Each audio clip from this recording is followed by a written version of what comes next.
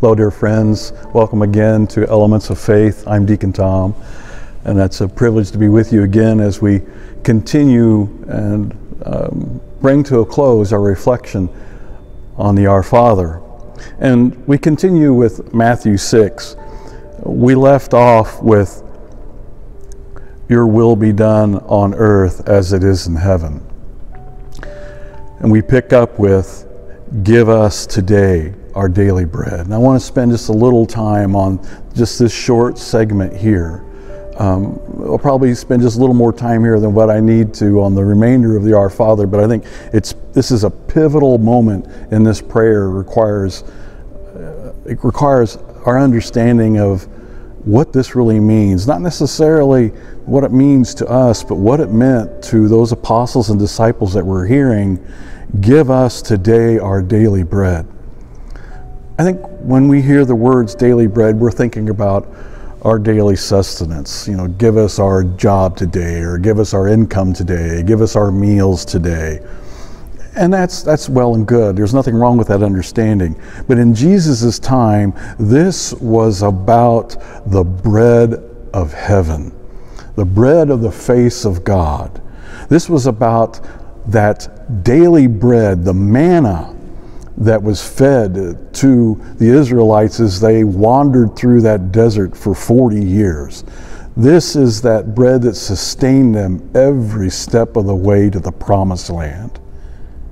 And we're given that very bread too.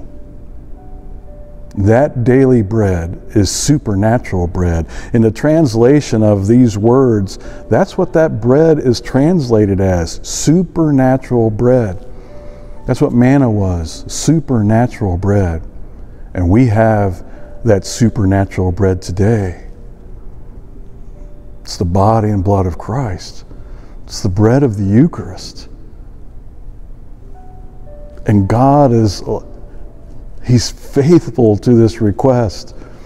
The daily bread is here for us in the true presence of the body and blood of Christ. It's right behind me in the tabernacle. We're sitting in its very presence right here at this moment.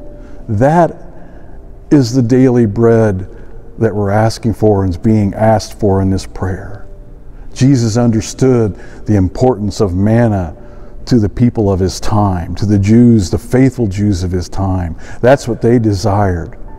That kingdom come was going to be full of this manna. And Jesus is saying, "Daddy, give us that supernatural bread today." And when we pray it, "Daddy, give us that supernatural bread today," and it's here for us today.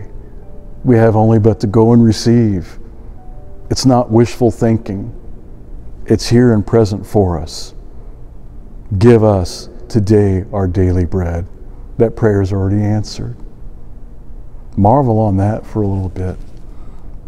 And I hope it inflames your understanding of the Eucharist and what it means and what it meant to those early Christians. And to be in proper reception of that, we need to be in somewhat of a state of grace, and that's what Jesus prays for in the next lines. "And forgive us our debts as we forgive our debtors."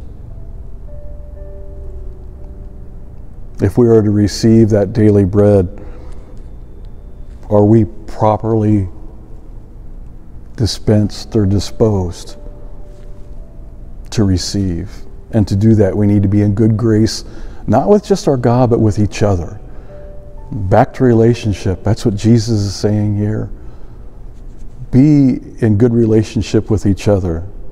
Not just daddy, but with brother and sister, mom and dad. Are relationships good? And we ask for God's blessing on that. Forgive us as we forgive. And then the final lines, "And do not subject us to the final test, but deliver us from the evil one."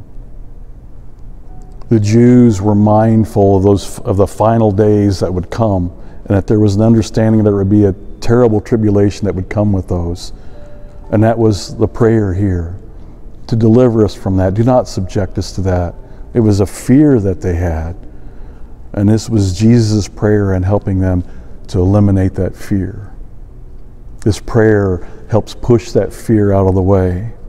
You know, Father Mike recently said that the phrase, "do not be afraid," is in the Bible 365 times, one for every day of the year. Well, here it is again in different words. Don't be afraid. Trust Daddy, and He will deliver you from the evil that's of this world.